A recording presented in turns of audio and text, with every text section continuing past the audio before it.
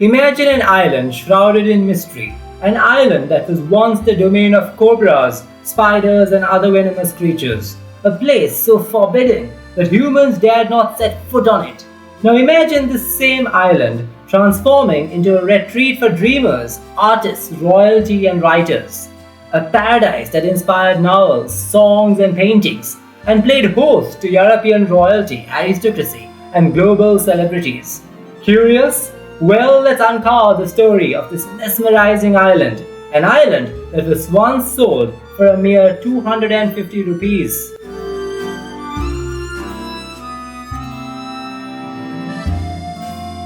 Welcome to the story of Taprobane Island, or Galdur as it was originally called in Sinhalese, meaning Rock Island.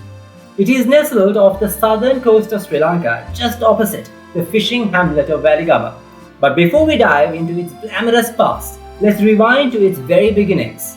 Now, according to American author and composer Paul Bowles, who lived here in the 1950s, this little island wasn't home to people at first.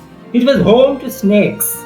All the cobras in the nearby region were rounded up, stuffed into sacks, and transported to this very island. Why? Because in Sri Lanka it's considered bad luck or even sacrilege to kill cobras due to their association with local beliefs. And so, Snake Island was born. But don't worry, there are no cobras lurking around anymore. Paul Bowles wasn't just any resident. He used the tranquility of Taprobane to craft much of his famous novel, The Spider's House. But he wasn't the island's first notable owner. To find out who brought this mysterious island into the spotlight, we need to go back to 1925. It was Maurice Talleyrand, the self-styled Count de Morny Talleyrand, a French-born, naturalized British garden designer, writer and furniture maker who changed the destiny of this little island forever. And guess what? He bought it in 1925 for just 250 rupees. Yes, you heard that right, 250 rupees. Today, that's barely enough for a meal, but back then, it was considered a significant amount. So what drew Maurice Talleyrand to Ceylon? The story goes that a close friend of his, enchanted by the island's exotic beauty, returned to Britain, raving about its vibrant flora and fauna, even planting Gloriosa lilies from Ceylon in his greenhouse.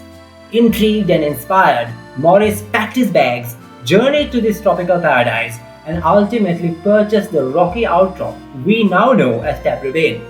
It was in fact Maurice who christened the island Taprobane, borrowing the ancient Greek name for Sri Lanka as its shape reminded him of the island itself. Now, according to his writings, the island was nameless when he acquired it, overrun with crows and far from the idyllic retreat it would become.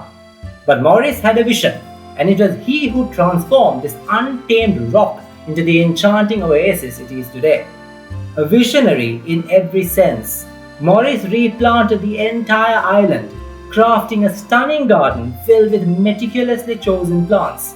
He also designed the now famous octagonal villa, which stands as the island's centerpiece. Inside, the furniture, each piece exquisitely crafted, reflecting Maurice's genius and his impeccable taste. Maurice transformed Taprobane into a tropical haven. Picture this, Lord and Lady Mountbatten, British socialites and writers like David Herbert, and many others strolling through this paradise, enjoying Maurice's hospitality. Over the years, the island changed hands. By the 1950s, Paul Bowles purchased it for 5,000 British pounds, turning it into a personal retreat where he wrote and even entertained. His stories give the island even more mystique, and the list of fascinating owners doesn't end there. Among them was Sir Desmond Lawrence de Silva, a Sri Lankan-born United Nations chief prosecutor who married into European royalty.